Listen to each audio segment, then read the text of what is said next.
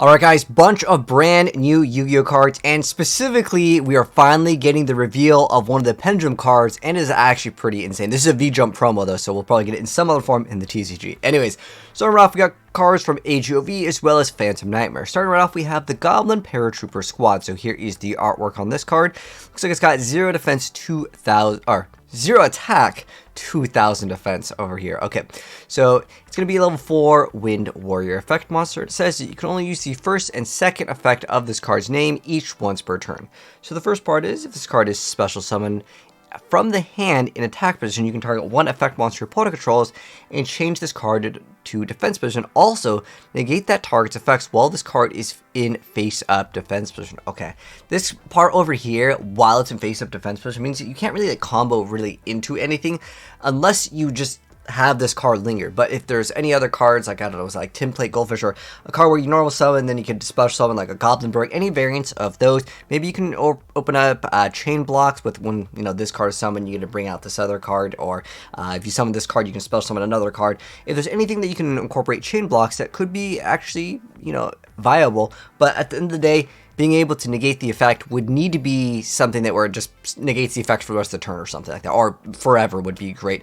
But considering you have to keep this card here, you would have to go for some other card, obviously, unless you're going to somehow just special it from the hand with like Pend.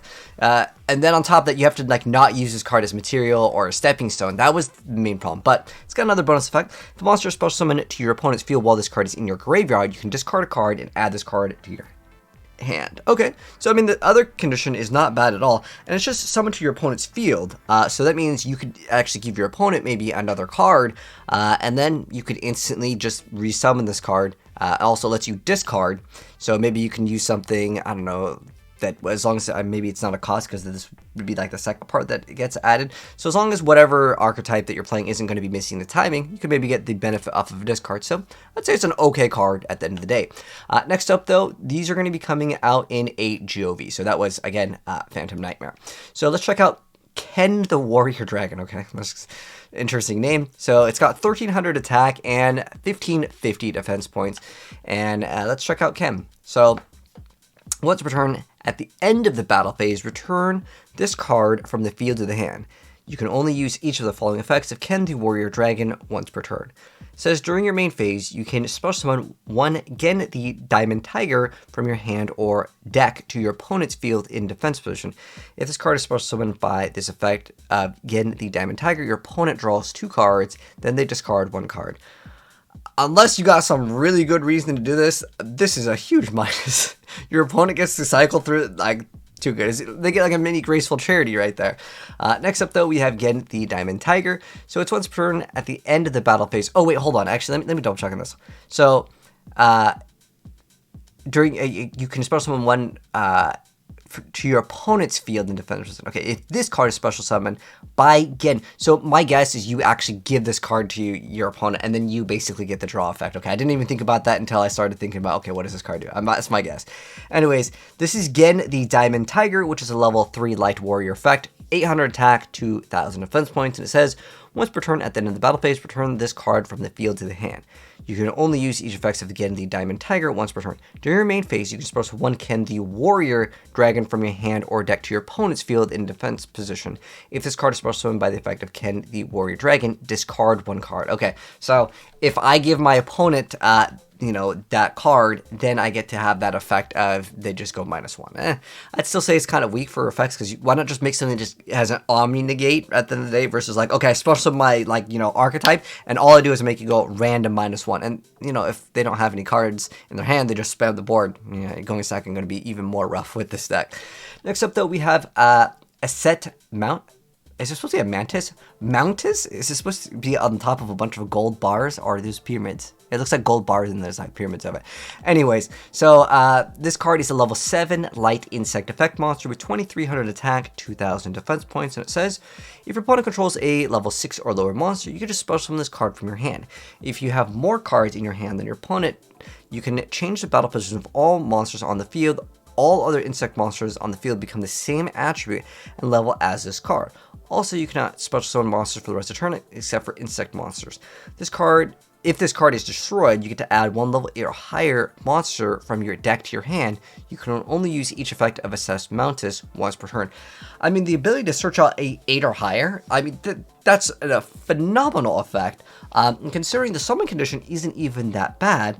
And it's just however destroyed by battle, by card effect. It doesn't even have to be destroyed by your opponent. I think this card, it's a random card. Like, I thought it was going to be like part of whatever the new, like, I don't know what they're called, dragon, diamonds, whatever this was, okay, whatever the new warrior archetype that just got revealed. But this card is fantastic. I mean, you can search out so much. I wonder if anyone's going to like try to like incorporate this in some sort of weird build that has some huge potential, because again, just being able to have a easy summon condition, and the stats aren't terrible on it. I think it's got some potential again. And then you could convert everything to a certain level. I don't know if that's going to really matter, but could have an option.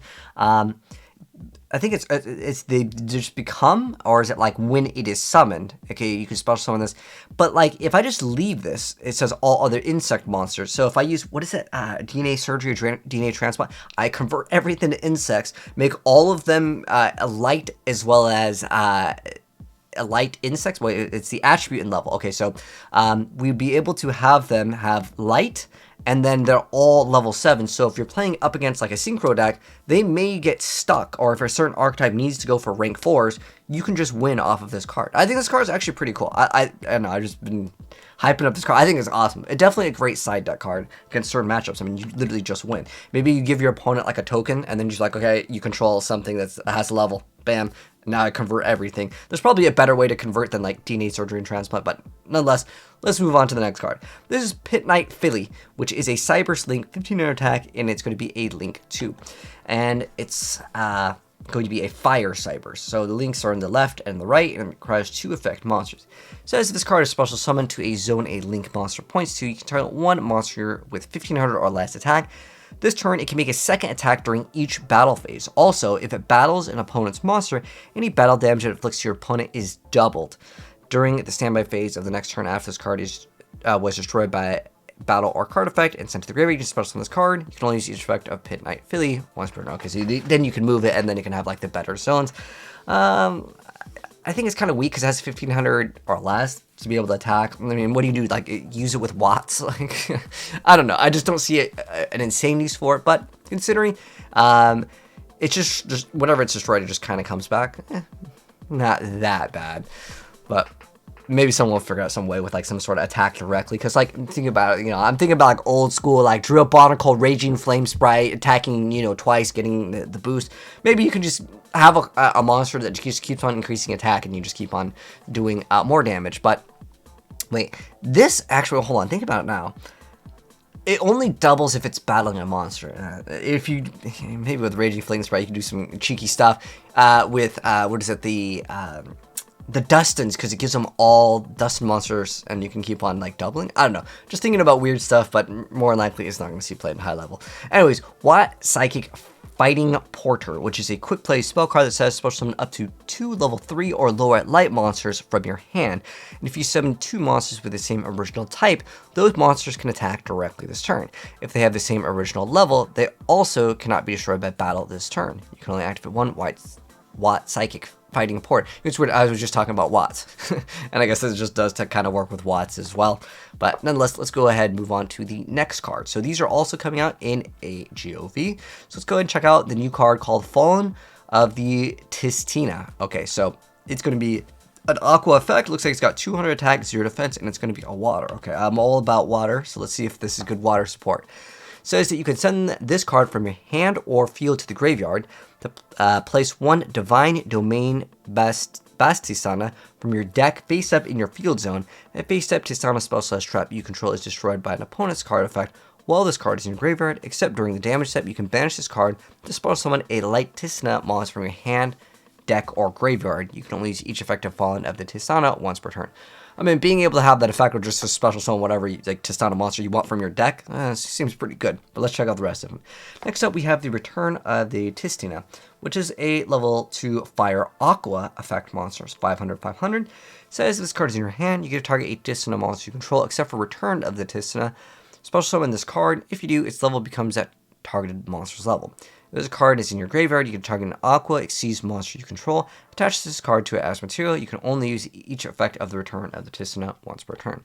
Looks like this one's going to be an ultra rare. This is the Tainted of the Tistina, which is a level 5 Dark Aqua effect monster.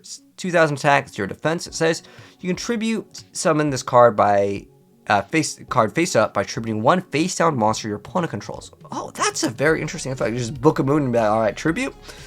And it says this card's level becomes 10 if it was normal summon or set. Then if this card is sent to the graveyard, except from the field, you can target 1 Tistina monster you control. It can make a second attack during each battle phase. Also, you can only attack with 1 monster. This is a very interesting card, considering it's also level 5. Maybe in a side deck matchup against crawlers. I don't know. I just think it's too niche. Like, you'd have to like book if it like went to the graveyard and it got added back to your hand, or like at least let you draw another card, and then you can just like go -1 with like any of the Book of Moons or any card effect that can flip things face down. But considering you have to tribute summon it, if it was you can special summon it by tributing 1, this would be actually pretty nice. But nonetheless, I don't know, you guys tell me what you think about it. I haven't really seen the Tistinas in a while. But anyways, Tistina, the divinity that defies darkness. This is a level 10 light aqua. You see effect monster, 2000 attack, 3000 defense points, and its materials are 2 level 10 monsters. It says if this card is special summoned, you can send all face down cards your opponent controls to the graveyard. You can only use this effect of Tistina of the divinity that defies darkness once per turn. Then, once per turn, if this card has a Crystal God Tistina as material, you detach 1 material from this card. It gains 2000 attack until the end of your opponent's turn. If this card you control is destroyed by an opponent's card while it has material, you can disperse 1 Tistina monster from your graveyard. And then next up we have the play of the Tistina, which is a quick play spell card that says special summon a Tistina monster from your hand or graveyard in defense position, but return to the hand during the end phase. You can only activate 1 play of the Tistina per turn. Next up, we have Embrace of the Tistina, which is a continuous trap card. It says, when your opponent activates a monster effect on the field, you can target that monster, change it to face down defense position. It doesn't even negate the effect. But I'm assuming, depending on the card, you may be able to still get that effect off if it's like a quick effect, right? In response to it. Depends on if you can quick effect in response to it. Anyways, during the end phase, you can target 1 face down defense position monster your opponent controls. Take control of that monster. Ooh. You can only use each effect of the Embrace of the Tistina once per turn, and you can only activate them while you control a Tistina monster with 3000 or more defense. Okay. Keep in mind, this is a continuous one, so you keep on just getting rid of stuff. That could be pretty good, and you can snatch steal it too. And then we have the Discordance of the Tistina, which is a normal trap card that says, activate 1 of these effects. If you control a Tistina monster, you get to banish 1 card from your opponent's graveyard face down. The other effect is you control a Tistina monster, you get to special summon, if you control a Tistina monster, special summon from the extra deck, you get to just banish all cards from your opponent's graveyard face down. That's pretty dang good. And then you can banish this card from your graveyard, then target 1 Tistina monster in your graveyard and add it to your hand. You can only 1 Discordance of the Tistina effect per turn, and only once that turn.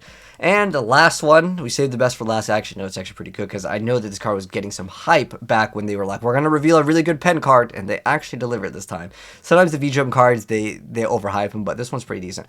So this is Pendulum Witch, simple name. Level 3 Earth Spellcaster Pendulum effect monster with 1500 attack, 800 defense points, and its pendulum scale is an 8. Its pendulum effect reads, if you can only use the pendulum effect of this card's name once per turn. The first part is, if a face-up fusion, synchro, and/or Xyz monster you control is destroyed by battle or an opponent's card effect, while this card is in the pendulum zone, you get to add 1 pendulum monster with the same original type as one of those monsters from your deck to your extra deck face up. And the monster effects is what makes it actually good. So you can only use the first monster effect of this card's name once per turn. So if this card is normal or pendulum summon, you get to target 1 card in your pendulum zone, destroy both it and this card. If you do, add 1 level 4 or lower pendulum monster from your deck to your hand. If this card in the monster zone is destroyed, you can place it in your pendulum zone. So it automatically just goes right back to the pen zone, lets you search out whatever key card that you need, and it actually has another effect that technically can be used. So this card is pretty dang awesome. Anyways, those are the new Yu-Gi-Oh cards. Let me know your guys' thoughts down below. If you guys enjoyed the video, drop a like. If you're new here, subscribe, turn on the bell so you don't miss out when we cover more new Yu-Gi-Oh cards. And I'll see you in the next one. Peace out.